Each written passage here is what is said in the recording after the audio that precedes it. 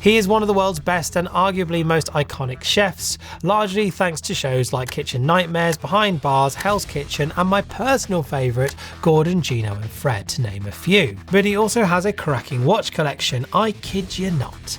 So today we are going to take a look at the watches worn by none other than Gordon James Ramsay.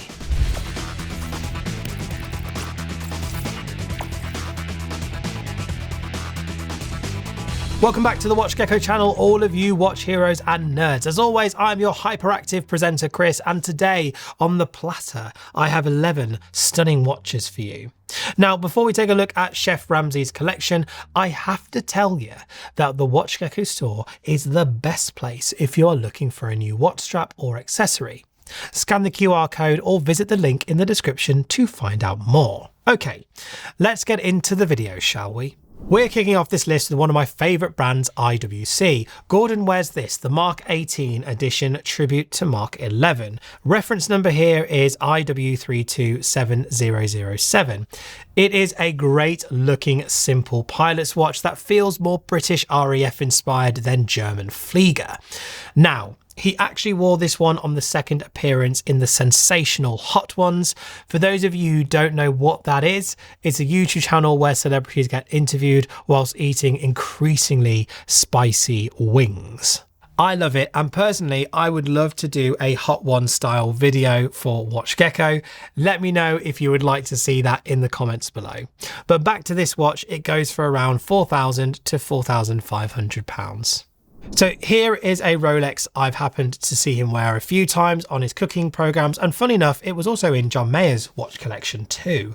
It's the Rolex Submariner Smurf, reference number 116619LB. This was released in 2008 to commemorate the brand's 100th birthday, and I believe it was the first subby to be completely crafted in unnecessary 18-karat white gold. Classically, this watch is very rare and goes for around £40,000 to £45,000.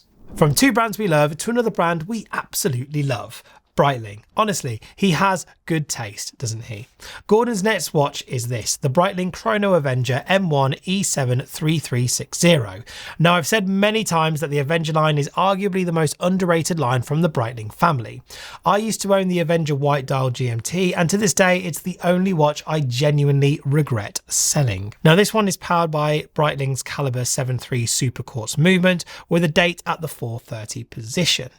It always has a distinctive yellow dial, this one, with a black sub-register at the 3, 6 and 9. Decent watch, this one. Yellow may not be my colour, but I always like to give Breitling just a little bit of rope. This one goes for around £2,500 if you can find it online. Right, so from Submariner to Yachtmaster, this is the Rose Gold 116655. I actually quite like this one. Over all of the Rose Gold, I definitely prefer that style over Yellow Gold. It's a pretty decent one on the rubber strap too. Not really much else to add here. Nice sporty watch with a wee bit of elegance. Normally, I'm not a fan of precious metals on tool watches, but for some reason I think it works here. This one goes for around £26,000.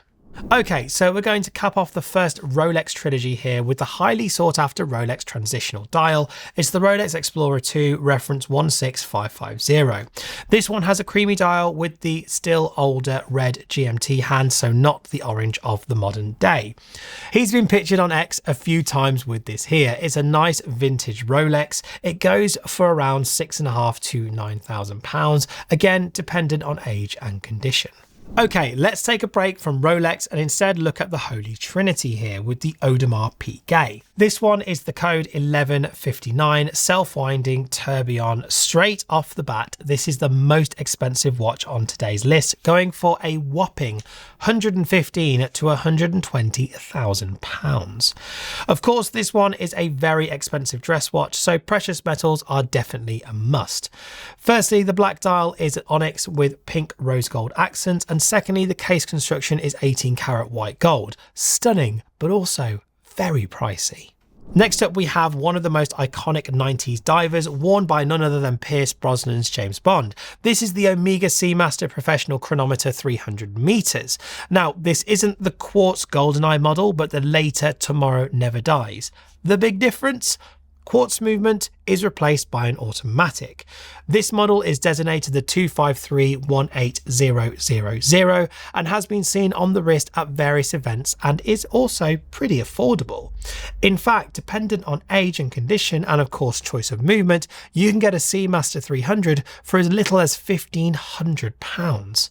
For this model, you can expect to pay closer to £2,000 to £2,500. Wow, so this next one is actually pretty cool. It's the Icelandic JSW watch company, and the model is the Blue 6 NART 1948. It's a relatively small brand here, and this watch has been made to commemorate the 60 years of the Icelandic Coast Guard. Now, NART, by the way, stands for the North Atlantic Rescue Timer. However, despite the aquatic tie-in, the watch really reminds me of pilots' watches, specifically IWC, Laco and Stover Type A Fliegers, and it's probably because of the blue dial and the tan leather strap here. This one goes for around £2,500 to £3,000, but it may be very difficult to find for sale secondhand online. So I would recommend you go to their website directly and pick it up for around $3,500. I have 3 more epic Rolex watches to round up Gordon Ramsay's collection, but do consider hitting that subscribe button if you want to see more videos about watches and watch straps. The first Rolex, which is arguably my favourite Rolex of all time, is the GMT Master 1675, a watch Gordon seems to love as well. This one is a late 70s version with lots of creamy patina and sexy fading on the bezel and dial. Honestly, I love the GMT Master original version. Now this one goes for between £10,000 to £18,000, again dependent on condition. Next up we have the Rolex Submariner. Now it's the older shape no date version, and according to the sources I've seen and the pictures online, it could either be the vintage 5513, which closely matches my Tudor Submariner 7016 from 1967, mainly because these models ran concurrently.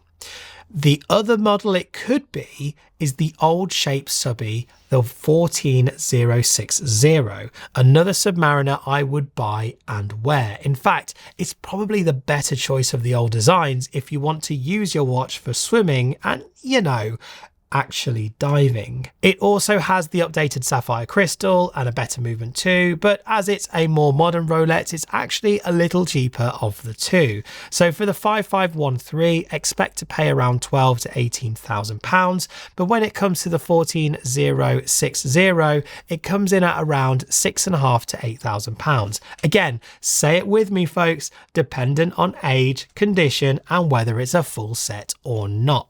The final watch on today's list is another hold your collective size to the end please, Submariner. This time it's the vintage date dial 1680. Now I think this one has the famous red line, but I'm not 100% sure. Please correct me in the comments below if I've got it wrong. The 1680 was released in 1969 and Ramsay has been seen wearing this on MasterChef and if I'm not mistaken the F word. Now this one, just like the 5513, is a real collector's watch, so expect to pay around £20,000 for the privilege. So Gordon Ramsay is obviously a Rolex fanboy, especially with vintage models, which I kind of absolutely love as well, but maybe it would have been nice to see some more variety. Look, I love a vintage roller just like everybody else, but maybe sub after sub after sub just makes a bit of a bland collection. Anyway, what do you think of Chef Ramsay's collection? Let us know in the comments below. And also, which celebrity shall we look up next? Take care, watch nerds, and I'll see you all in the next one.